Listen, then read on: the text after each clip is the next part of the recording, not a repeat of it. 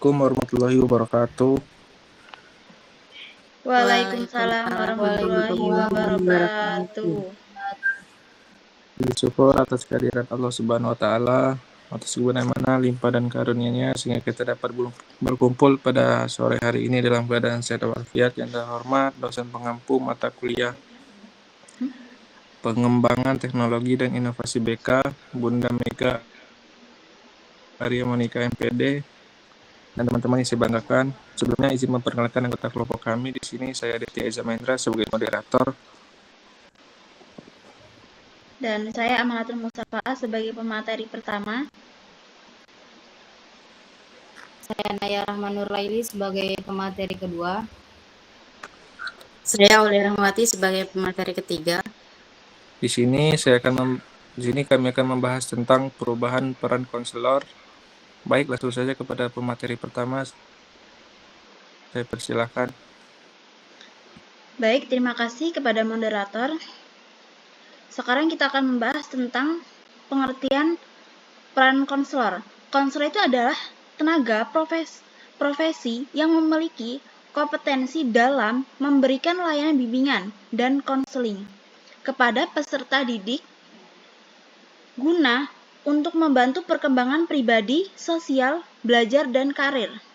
Peran konselor itu bukan hanya suatu posisi atau perilaku yang dilakukan oleh seseorang yang memiliki keahlian di bidang layanan bimbingan konseling, yang tugasnya itu membantu klien untuk memberikan bimbingan dan menyelesaikan masalah dalam kehidupan sehari-hari.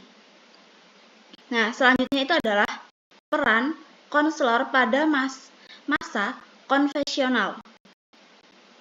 Pada masa konvensional, peran konselor cenderung bersifat problem solving atau pemecah masalah, disiplin sekolah, pemberi nasihat, atau di service konselor.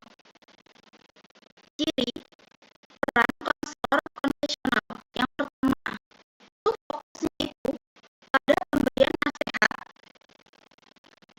atau coaching dan bimbingan akademik. Dan selanjutnya adalah menyelesaikan masalah siswa secara sederhana atau bisa disebut dengan remedial. Baik, saya kembalikan kepada moderator. Terima kasih kepada pemateri pertama. Selanjutnya kepada pemateri kedua saya persilakan.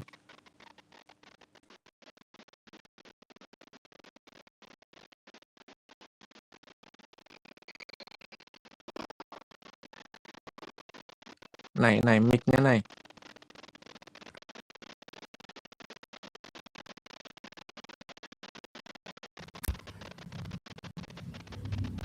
Ntar edit.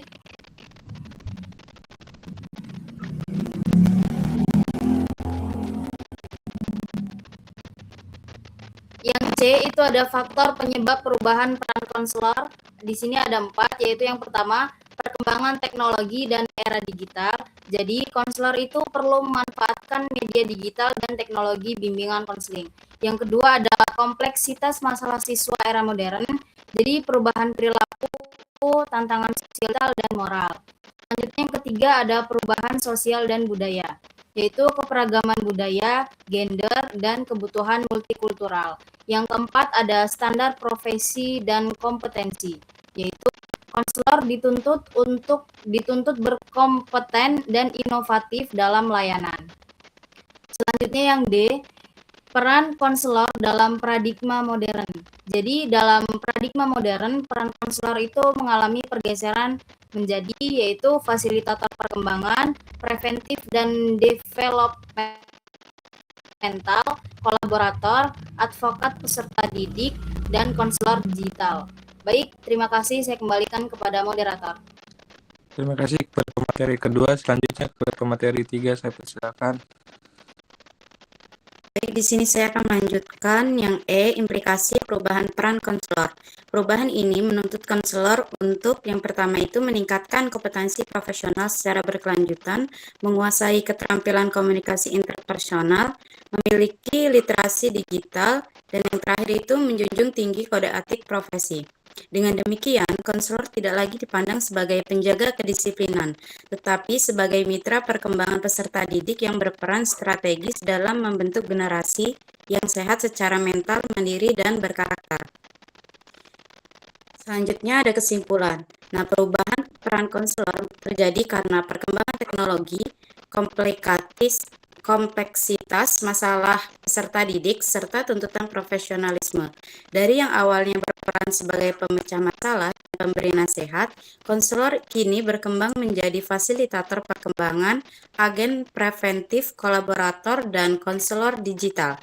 Perubahan ini menuntut peningkatan kompetensi literasi digital serta komitmen terhadap kode etik, sehingga konselor mampu berperan strategis dalam mendukung perkembangan peserta didik secara holistik di era modern. Terima kasih, saya kembalikan kepada moderator. Terima kasih kepada pemateri ketiga. Mungkin hanya itu dari kelompok 3.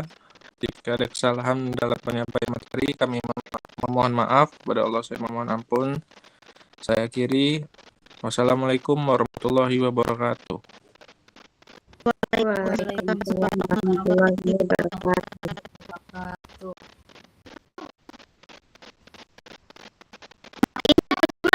Coba dicek mah. Itu merah-merah lagi. Tawa Rara. Ngapa sih, Dit? Nggak suka geser? Ya. Aja.